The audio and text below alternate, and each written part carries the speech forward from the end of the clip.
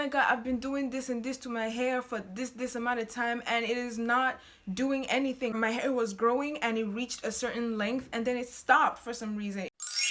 Hi there, beautiful person, welcome back to my channel, and if you are new, welcome. This is where I talk entirely about natural hair care, so if that is something you are interested in, go down below and subscribe to this channel and hit the bell so you get notified every single time I post a new video. You don't want to miss it. So today I want to talk about reasons your hair is not growing. A lot of people hit me up on Instagram and they're telling me, I've been doing this and this to my hair for this amount of time and it is not doing anything. My hair was growing and it reached a certain length and then it stopped for some reason. It just stopped. My hair is not growing. Help me. What should I do? What product should I buy? and I'm like, okay sis, calm down.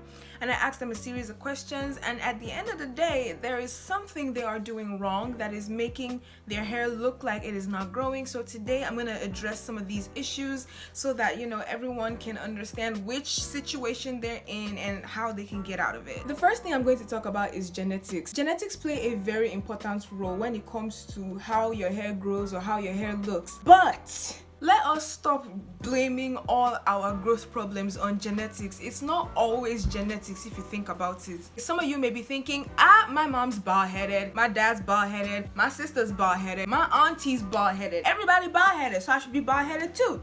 That's not entirely true. You should check. All these people that you're comparing yourselves with in your family, that you're thinking, oh, everybody in my family is bald-headed, so I should be bald-headed too. Do they take care of their hair the way they are supposed to? If not, then I don't think it's genetics that is your problem. Maybe you're not just taking care of your hair properly, or your hair is breaking at such a rate that it looks like your hair isn't growing. I'm saying this because your hair is always growing. It grows from your roots, not your ends. So your hair is always growing. The only thing is that you are not retaining length. So as quickly as your hair is growing is as quickly as it is cutting off. Let's take it like this. So your hair is this length from up here like this to here. So your hair is this long, then it grows, but then it breaks, then it grows, and then it breaks. So it looks like your hair is never gonna pass this level. Meanwhile, it is growing, but it is breaking off just at the same rate as it is growing, or breaking off even more than your hair is growing. So it looks like your hair is growing shorter and you are going bald-headed. But trust me, stop blaming genetics and look for what is actually wrong with you. Sometimes it could be because of sickness or some type of condition that you're in. Look into it, okay? You never know. Sometimes your breakage level just goes up or your shedding level just goes up. It could be an indication that you may have a condition of some sorts. Check with your doctors.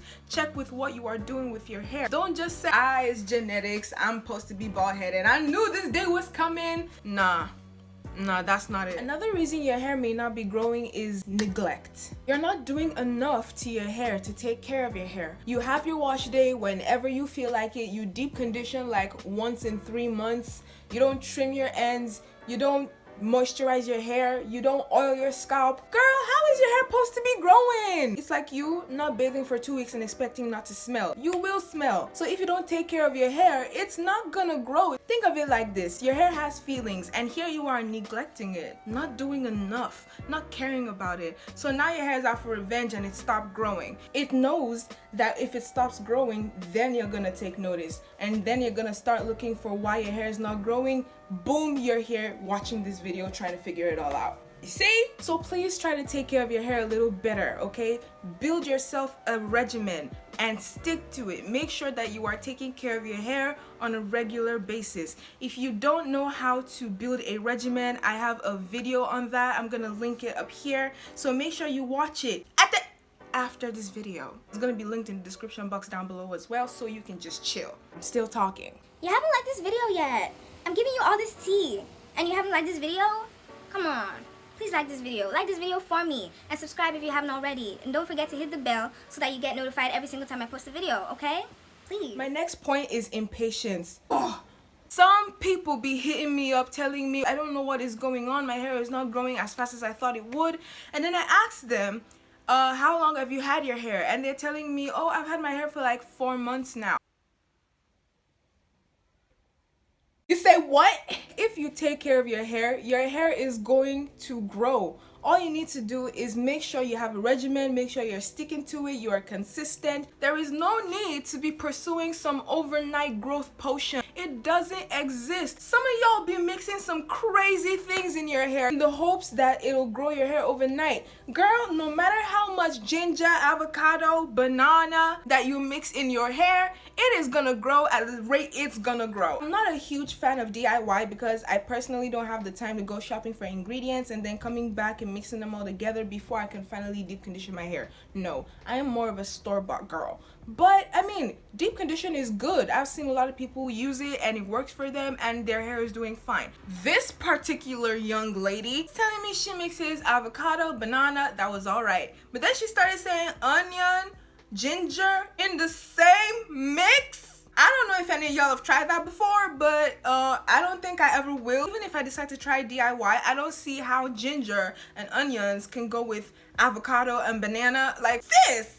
I can't even remember everything that she listed. It was like a really long list of things she mixes together in one paste to put in her hair. I'm like, you can do DIY. It's good. It's really good. It helps a lot of people out. But let's all calm down with the things we're mixing in our hair here, please. Some other people who want to compare their hair growth rate to mine or to some other people, some of these people you are seeing sporting really long natural hair have had their hair for 5 years, 7 years, and here you are, you did your big chop when? 3 months ago, and you think that your hair and their hair is gonna be on the same level? Take a chill pill. Calm down. Stop focusing on what everybody else is doing. Stop focusing on everybody else's length and focus on your hair. Focus on your length and your hair will grow. And that's on waist length. That brings us to our next point. Diet. I've spoken about this on my IG before and a lot of people felt attacked, but I'm gonna do it again. Feels really nice when you're doing tea rinses to your hair, giving your hair that avocado banana goodness. You know, you're putting all these proteins and vitamins and minerals on your hair directly, and that's fine. But did you know that they can also work from inside out? Like, if you actually eat the proteins, if you eat these vitamins, these minerals, you drink this water, it's actually also gonna help, like, a lot. And it will not just help your hair, it'll help your body. Did you know that your health is also a very big factor in whether or not your hair is gonna grow? If you are eating all these proteins and minerals and vitamins, you're helping your body, and ultimately that helps your hair. Do you understand what I'm saying? It's good to eat a burger and some chicken. You can literally kidnap me using chicken as bait. But you know, once in a while, eat some fruit, eat some veggies, eat some beans. Personally, I don't do protein treatments to my hair anymore because first of all, I am low porosity. Second of all, I eat a lot of protein. I eat a lot of beans, I eat a lot of eggs, I take fruits. Sometimes what goes in affects what comes out. You get me? So fix your diet, okay? Not every time pizza, chicken, ice cream. If you can't get foods that are rich in certain vitamins that you want, you can always take supplements. Personally, I don't know where my pills are at right now, but I take vitamin B supplements. Just take supplements if you feel like you can't find foods that are rich in those particular vitamins that you need. My next point is moisture. You are either not moisturizing your hair properly, or you are not doing it enough, or you are doing it a little bit too much. Let me explain. What I mean by you are not moisturizing your hair properly, some people will hit me up and tell me, oh, I've used olive oil, coconut oil, all these oils in my hair, and my hair still feels very dry. Well, the reason is you are sealing in dryness with those oils because oils themselves have no moisturizing property. But if you apply water or your leave-in conditioner or some type of moisturizer first before sealing that moisture in with oil, then you have properly moisturized your hair.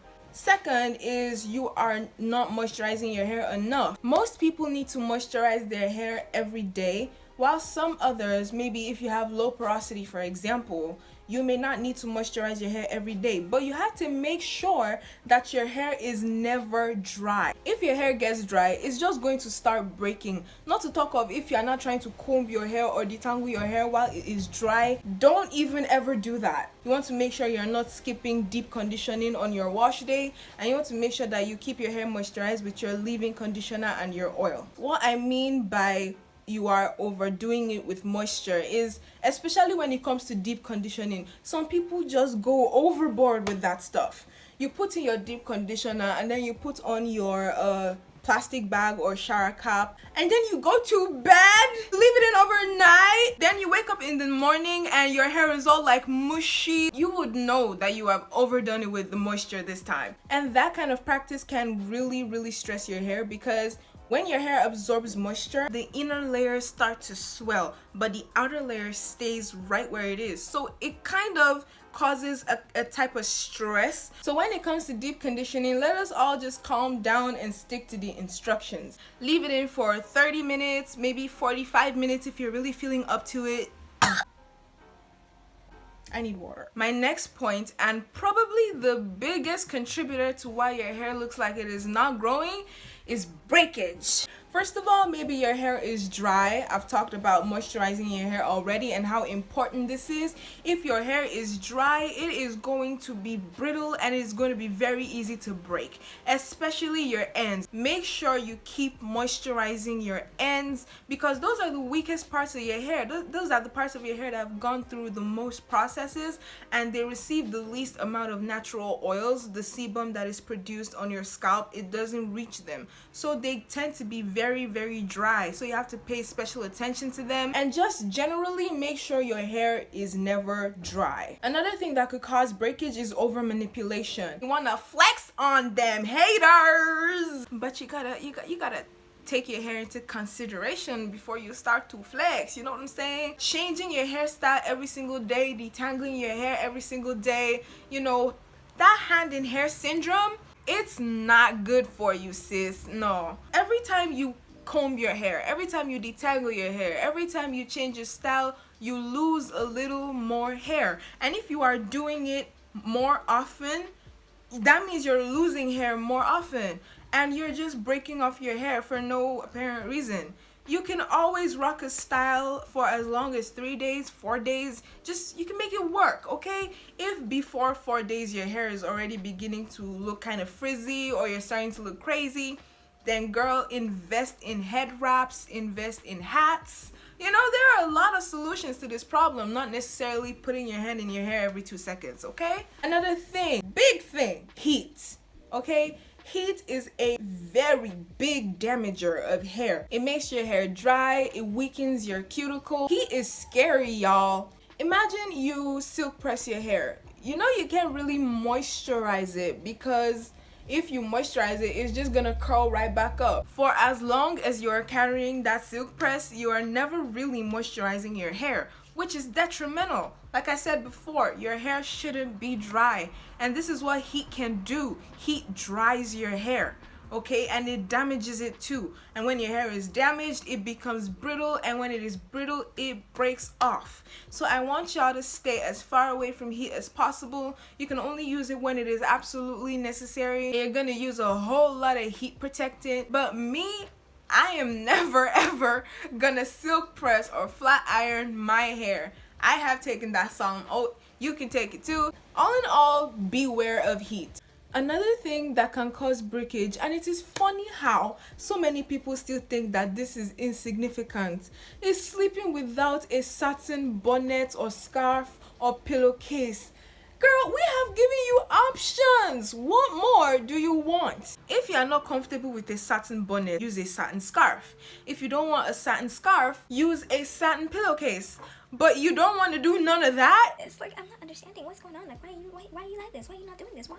If you sleep on a cotton pillowcase, there will be friction between your hair and the pillowcase, because a cotton pillowcase is not as smooth as a silk or a satin pillowcase where your hair can just slip and slide over it. Your hair is going to be very dry when you wake up in the morning. It's going to be matted, it's going to be knotted, tangled. When you're trying to detangle that every morning, you're losing hair, sweetie. Hair that you shouldn't be losing. If you could just wear that bonnet, tie that scarf, wear that pillowcase for your pillow. After watching this video, try it out tonight, and then when you wake up tomorrow morning and you see the difference, feel free to come back over here and drop a comment. Another thing is, you are not working in sections.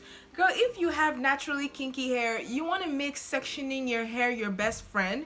when you are detangling, when you are washing, even when you're styling your hair, make sure you are applying whatever styling products you are using in sections when you're trying to keep breakage at bay. You want to make sure that you are working in sections, because if you are doing your entire head of hair as a whole, you tend to tangle it up, you tend to get a lot of knots, and you wouldn't even know until much later when you're done detangling your hair and you want to stand up and you just see a whole bunch of hair all around you. You'd be wondering, oh my god, is that all mine? So please, I always say this, work in sections. Last but not the least, protective styling. Protective styles are honestly a blessing. They help us keep our hair in one place, keep our hands out of our hair. You know, they help us take a break from our regular regimen. But a lot of times we take protective styles and turn them into destructive styles. When people get protective styles, they tend to just absolutely forget about their hair. They tend to forget that, oh, my hair is actually within this protective style. Like right now I have braids in, and a lot of people, when they get braids, they just, you know, get the braids done and just leave their hair like that for the next month.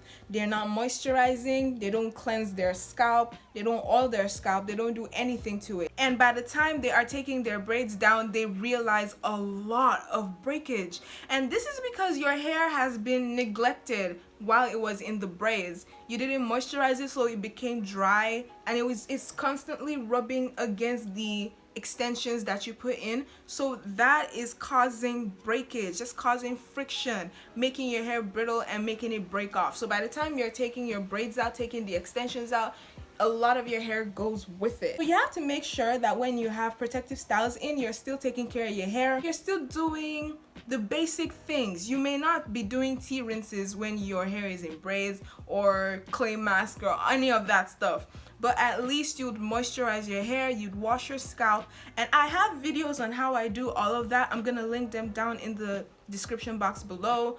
Okay guys, that brings us to the end of this video. If you enjoyed it, don't forget to give this video a big thumbs up and subscribe if you haven't already. Hit the bell to make sure that you never miss another video from me. If you have any further questions, make sure you comment them down below. I'll see you guys in the next video. Bye.